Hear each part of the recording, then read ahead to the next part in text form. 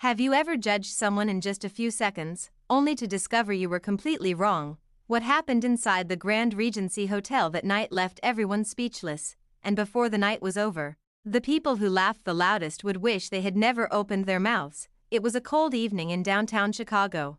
The Grand Regency Hotel sparkled with luxury. Expensive cars lined the entrance, business executives, celebrities, and wealthy guests walked through the revolving doors while staff greeted them with perfect smiles. Then an elderly man approached. His gray beard looked untrimmed, his coat was old and worn, his shoes were scuffed from years of use. He carried a small faded backpack over one shoulder. To most people, he looked homeless. As he stepped toward the entrance, several guests stared. A few quietly moved aside, others looked away. The old man didn't seem to notice. He simply walked toward the front desk. "Good evening," he said politely. "I'd like a room for the night." The young receptionist glanced at him, then she glanced at his clothes. Her smile disappeared. "Sir, I think you're mistaken," she replied. The man looked confused. "Mistaken about what?" "This is the Grand Regency." The old man nodded. "Yes, I know." The receptionist forced a smile. "Our rooms start at over $1,000 per night." Several guests nearby began listening. One man chuckled. The old gentleman remained calm. "That's fine. I'd still like a room." The receptionist exchanged looks with a colleague. Neither of them believed he could afford it. Meanwhile, a wealthy businessman standing nearby laughed openly. "Come on," he said. "This guy can't be serious." A few others joined in. The old man lowered his eyes but remained polite. "I only need one room." The receptionist sighed. "Sir, if you're looking for a shelter, I can help you find one." The lobby became noticeably quieter. Everyone heard her words. The old man's face tightened slightly, but he still didn't argue.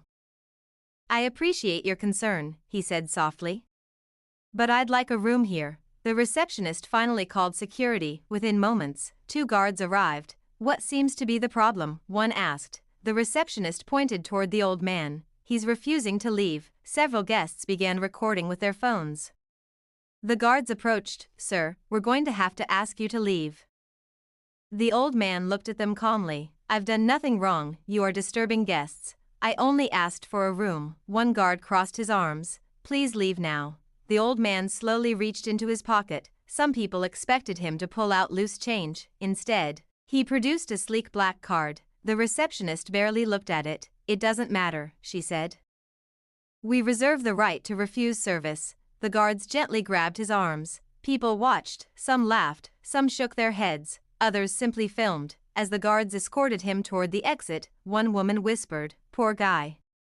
The old man stopped just before reaching the doors. He turned around and looked at the lobby one last time. Then he quietly said something nobody expected. "I built this place." Several people laughed immediately. The businessman nearly doubled over. "Sure you did," he mocked. The guards continued leading him outside. The old man offered no resistance. Minutes later, the hotel returned to normal. Guests resumed conversations. The receptionist forgot about the incident, or at least she thought she would. About 20 minutes later, everything changed. A convoy of black luxury vehicles pulled up outside. Valets rushed into position. The hotel manager looked through the glass doors and froze. 3 cars, then 4, then 5 men in tailored suits stepped out. The atmosphere changed instantly. Staff members straightened their uniforms. Guests watched curiously. The hotel manager hurried outside personally. Moments later, he returned looking pale, very pale. Behind him walked the same elderly man. The entire lobby fell silent. The receptionist's face turned white. The businessman who had mocked him stopped smiling. Nobody understood what was happening. Then the manager stepped forward. His voice trembled. "Ladies and gentlemen," he announced, "I would like to formally welcome Mr. William Harper." Nobody reacted. The name meant nothing to them. Until the manager continued, "Founder and majority owner of the Harper Hospitality Group." Suddenly the room froze. The Harper Hospitality Group owned luxury hotels around the world, billions of dollars in assets, thousands of employees, and the Grand Regency itself. The receptionist nearly collapsed into her chair. One guest dropped his phone. Another whispered, "Oh my God." The old man slowly looked around the room, not with anger, not with pride, just disappointment. The manager apologized repeatedly. "Mr. Harper, we're deeply sorry. We had no idea." The old man nodded. "I know." The receptionist rushed forward, her eyes filled with tears. "I'm so sorry, sir." The old man looked at her kindly. "Why?" She struggled to answer. The entire lobby waited. Finally she said, "Because of how we treated you." The old man nodded again, then he asked a question nobody could answer. "If you believed I was poor, would that make it acceptable?" His silence, complete silence, no one spoke, no one moved. The question hung in the air. The businessman who had laughed earlier stared at the floor.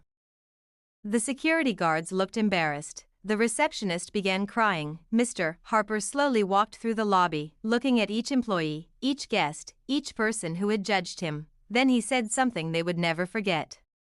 "The true measure of a person isn't how they treat important people." He paused. "It's how they treat people who appear unimportant." No one could meet his eyes. The words hit harder than any punishment. The following week, the hotel underwent major staff retraining. Customer service policies were rewritten. Employees learned that dignity should never depend on appearance. And according to staff members, Mr. Harper continued visiting his hotels dressed exactly the same way, not because he wanted attention, but because he wanted the truth.